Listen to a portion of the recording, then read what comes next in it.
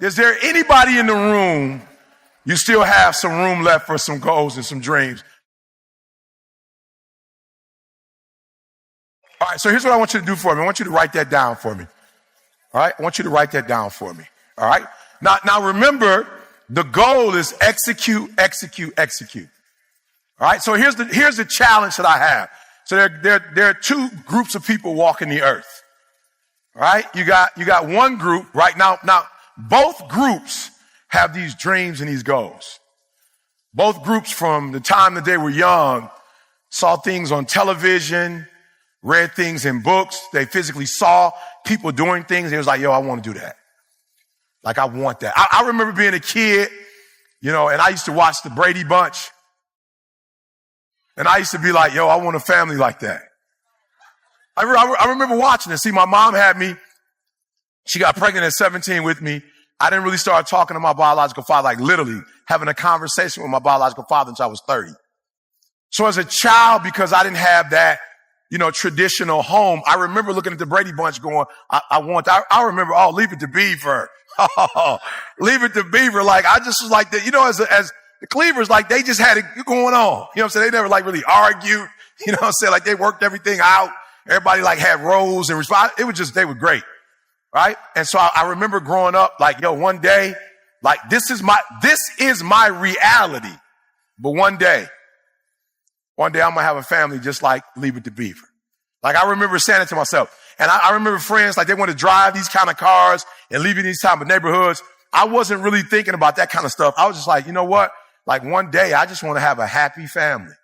Like, I want to come home and I want my kids to like run up to me, Dad. When they get older, I want them to be proud of me. Right? I just had these dreams. I'm going to put my kids through college. They're not going to have to pay for college. I'm going to put them through college. Like, they're going to go to, these big colleges and whatever. I had dreams.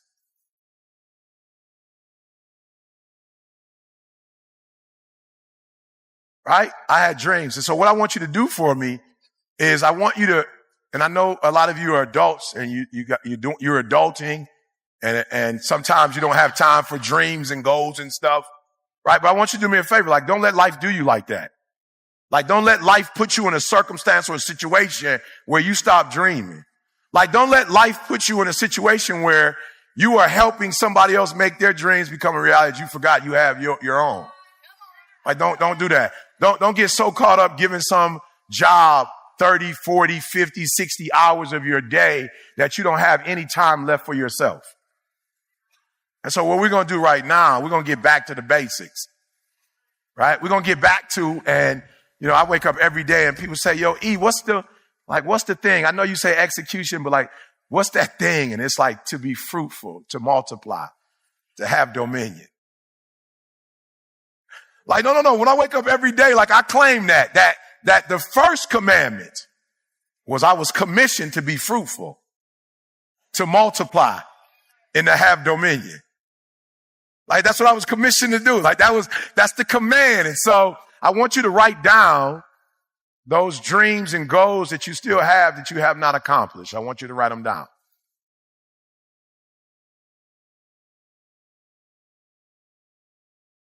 And so do me a favor. I don't want reality right now. I'm not interested in how much your student loans are. I'm not interested. Because your student loans are sucking your dream. I'm not interested right now. And I got a divorce and right now I just can't. I'm not interested. Not interested. Eric, I lost a child and you don't know what it's like to. I'm not interested in your reality right now. I want you to get back to your dreams. I want you to get back to your goals, because no matter what has happened in life, you've got another 30 years, another 40 years, another 50 years. Like, you can't get stuck on, like, you can't let that thing that devastated you in 1989, the thing that devastated you in 1996, 2001, like, you can't wake up every day to 2001. 2001 was a tragedy. Yes, it was, but you can't stay there. You can't keep waking up to that. You got to wake up to your dreams and go. Look, I always tell people, we all go through pain. Get a reward for yours. We all go through pain. We all go through pain. We all go through something. We all go through our go-through. I wouldn't have time to tell you about all the trauma that I went through in my life. But I just figured, since I went through so much trauma, I might as well use the trauma to make all my dreams become a reality.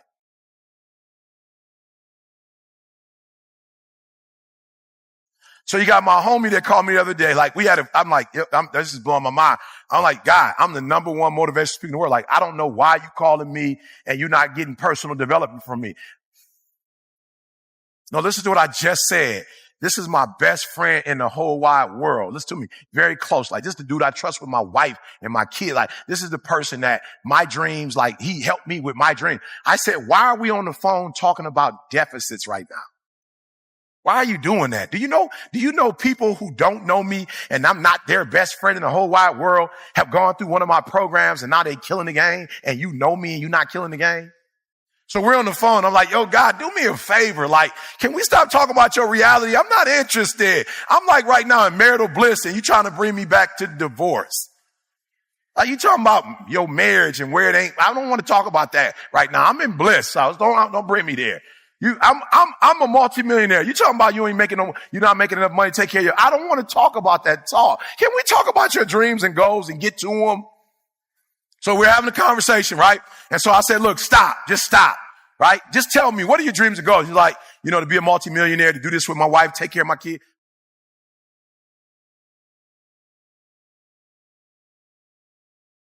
Look, I want you to look at your goals and I want you to ask yourself this question. Do you know what it takes to make that happen?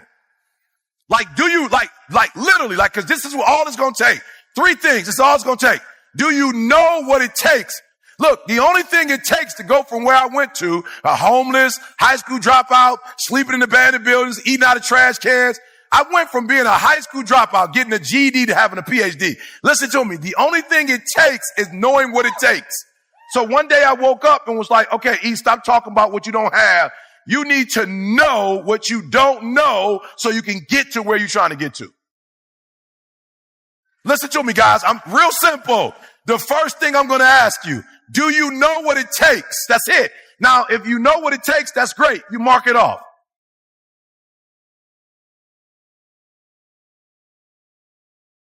And I remember before being in that room with Warren Buffett, I'd never even thought about making that kind of money. I never thought about making money, but I was sitting in the room with Warren Buffett. So I get in the room with Warren Buffett, and what blows my mind is that he's human. Look, there are those of you who watch people on TV and you go, oh, and you admire them and you love them. And some of you watch so much TV because you really want to live your dreams through somebody else. You're not ready to do the work. Real. So you watch it on TV so you can get inspired. And so Warren Buffett, everybody's sitting down. Warren Buffett walks in the room. And when Warren Buffett walks in the room, it blows my mind. I'm like, yo, this dude is human. Like, he didn't come in with an Italian suit on. He came in with like a normal, I'm like, that's a normal suit.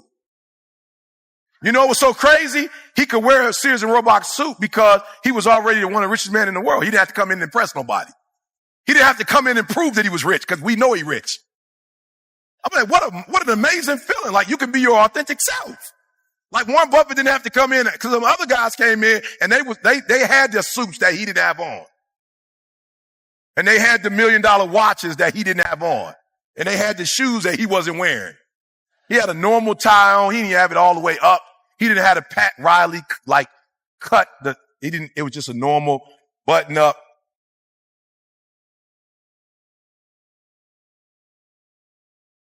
And he came in the room and he's not GQ. So he wasn't trying to act like he came in to give financial advice. And I sat there listening to this man talk and I was like, whoa, my mom worked for Ford. She later got married. The person that became my father worked at GM. My whole life, I never heard that conversation before. I had only heard the working class language. It was a different language. And I walked out of that room and was like, yo, I know what it takes.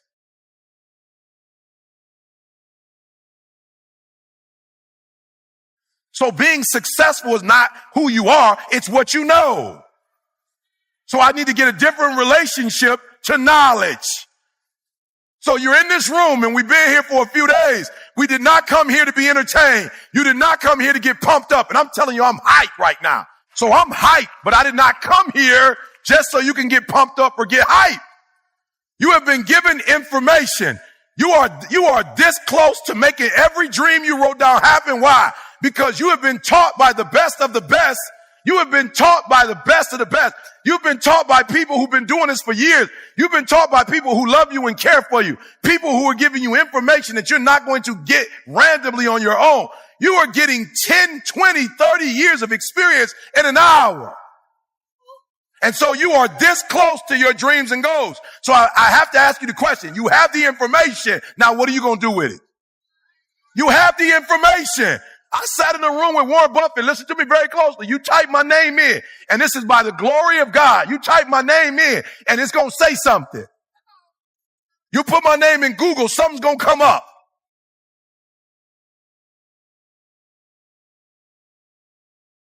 I come from working class parents, but when I left that room with Warren Buffett, I became a multimillionaire, and I never had to talk to Warren Buffett ever again. I didn't have to call Warren Buffett and ask him, now what did you say again? I took the information that I was given and I murdered it. What do you have today that you've never had before, and what are you going to do with it? You have enough information right now that if you never got any more information, you have enough to make everything you wrote down become a reality. Here's the challenge though. The challenge is not what you know. It is not what you've learned today. The challenge is what you knew before today. I'm going to say it slower because it's the simplest thing I'm ever going to say. What you already know is why you are where you are.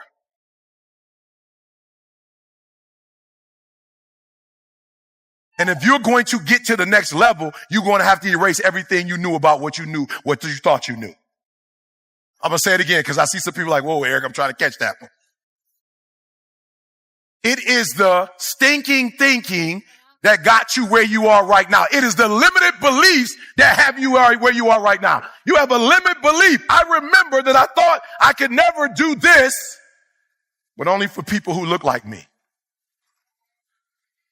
I remember when I was like 19, 20 and I started speaking, 20, 21, and I would go to historically black colleges and I would kill it. And I remember somebody asking me not to do historically black, but to come out of my particular community, my particular way of speaking, my particular way of doing things. And I'm thinking to myself when I first got there, I was like, whoa, I don't know if I could do this. Like they don't come from where I come from. Like they don't talk like I talk. Like they don't have the experience that I had. I don't know if I have anything to say. And God said to me, you what?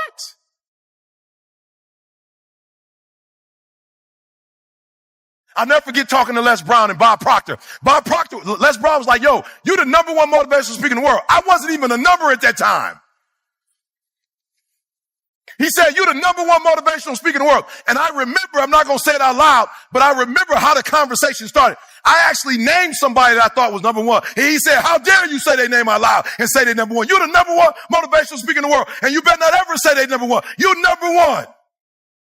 And I said, hold up. What? But I just started speaking. He said, no one on the planet is giving free information away like you giving free information away. Nobody in the planet loves people the way. There's no other motivational speaker going to prisons. There's no other motivational speaker talking to 12 kids at a detention center. There's no other motivational speaker going to schools and shaking kids' hands on their way to school and not getting paid a dime for it. Meet them at 6:30 saying, good morning. He said, you are the number one motivational speaker in the world because nobody cares about humans like you care. He said, you ain't even charging, boy. You know how much money you should be charging? Bob Proctor said, how much you charge? I was like, about 5, 10 grand. He was like, what? Bob Proctor said, what? I was like, 5, 10 grand. It was right here in Phoenix when you spoke together. He said, don't you ever do that again. No less than 20,000. I went back, told my secretary, I was like, look, man, I talked to Bob Proctor. He said, no less than.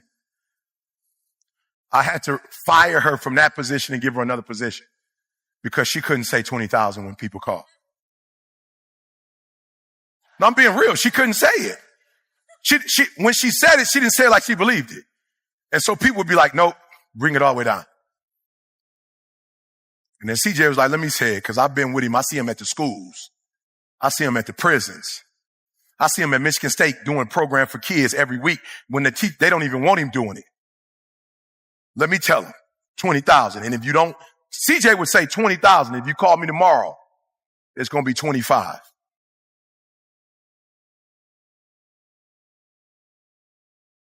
No, you're not hearing what I'm saying. And so I remember I got a couple 20s, went back, told Bob Proctor, like, Bob Proctor, he was like, how you doing, Eric? I'm like, great. How is it going with fine? I was like, man, it's great. I'm doing 20 now. He was like, psh. I said, you told me 20. He said, I never told you 20. I said, no, less than 20. But your limited beliefs heard. Your limited beliefs heard you say. I didn't say that. That's what your past told you. That's what you getting a GED told you. Your biological father not being in your life told you, because you don't value yourself.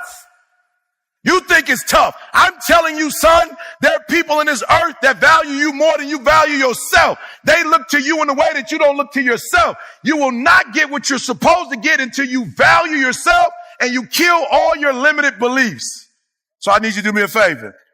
Just write it down, because you don't have enough paper, but write down your limited beliefs. And when you get home, I need you to address them. He said, Eric, I used to be like, God, I don't know if I could do corporate. He said, son, not only can you do it, you must do it. You're going to bring something that nobody else is bringing. And I was like, what do I bring that nobody else is bringing? He said, that message that you think isn't important is so important. And guess what message I was bringing to corporate? I was bringing, so you're a 7-figure earner, but you're not a 7-figure dad. God was like, do you know how important this message is? Just because you're not talking money like they talking money, this has nothing to do with it. You just told my man that he need to be a 7-figure spouse. He's not a 7-figure spouse. He's one-dimensional. He knows how to make money, but the rest of his life sucks. Challenge him to get the triple-double life. Challenge them to get the trouble. Yes, you've invested in stocks and bonds, but you ain't invested into your wife. You've invested into the stock market, but not your kids. And your son is in a gang because the gangs is beating you. Oh, you killing it at the company, but when you come home, you're not killing it with your child. That's why your daughter was somebody she shouldn't be with. That's why your daughter wants to commit suicide, because her daddy ain't giving her the attention that she needs. So do me a favor. I just want you to give your company this. Don't stop giving your company that attention. But I challenge you to give your wife the same energy that you give in your company.